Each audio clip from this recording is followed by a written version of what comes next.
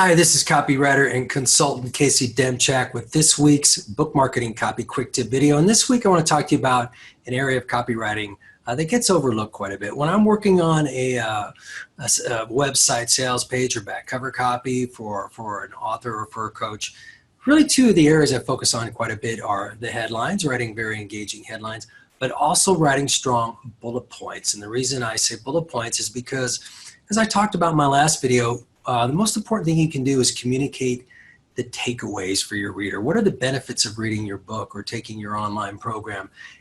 That's really what people want to know about. Benefits are the so what's in it for me aspect of your book or program. It's what people really care about the most. And a great way to communicate benefit points is through bullet points. So I got a few tips for you this week on how to write better bullet points. And I'll just tell you what they are real quick, and then I'm going to show you an example here on screen. You want to keep them tight and concise. You want to have them flow smoothly from the lead-in sentence that precedes them. You want to have them start with action words.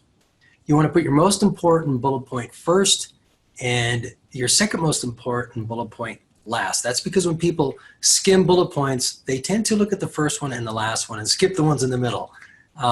A lot of times they read all your bullet points, but you always want to put the emphasis on the first bullet in the last bullet. And to kind of bring this example to life for you here, what I'm going to do is share my screen with you for just 1 second so you can see the example I have on my page here. So I've got two examples here for you, bad bullets and good bullets. And they're from the book 5 Minutes for Fundraising by Martin Liefeld. I think I shared his book a few weeks ago, so we're getting Martin some bonus exposure here. In the first example, I want to draw your attention to the sentence I have highlighted in green, which is the lead-in sentence to the bullets. It says here, through his experience and the wisdom shared by 26 of today's most successful fundraisers, you'll learn how to ask for major gifts, what it takes to build relationships, the things you should know to optimize fundraising abilities, practices that align with today's most persuasive fundraisers. Now, those aren't bad bullets, but they don't have a real rhythm to them. They're a bit choppy and not as smooth as they could be. And this is how you see bullet points written quite a bit. Again, they're not awful, but they're not great either. I think a better example of how to write better bullet points is in the good bullets example. And again, I'm going to draw your attention to the lead-in sentence to the bullets.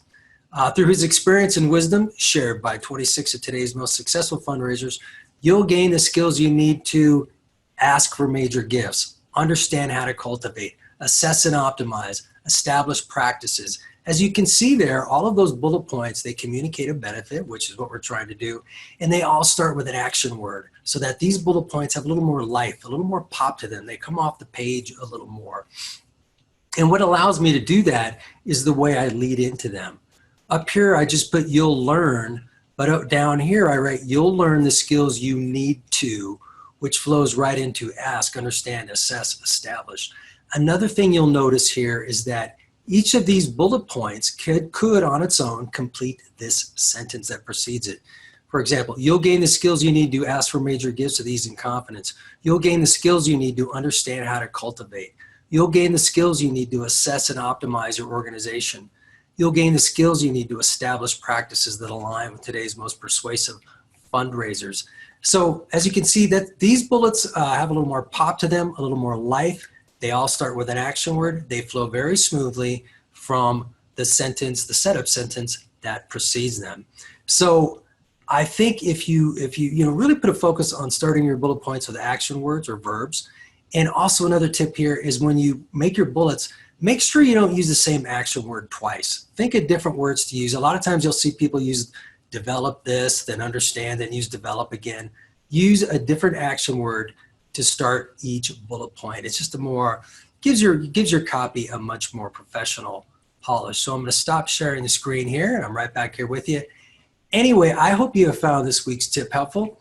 If you're watching this video from either LinkedIn or YouTube or my website, please scroll down and leave me a comment. If you're on YouTube right now, I'd appreciate it if you subscribe to the channel so you'll be notified every week when I put out a new video.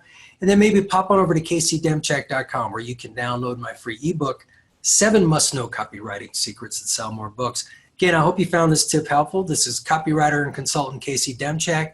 And until next week, take a lot of action and make things happen.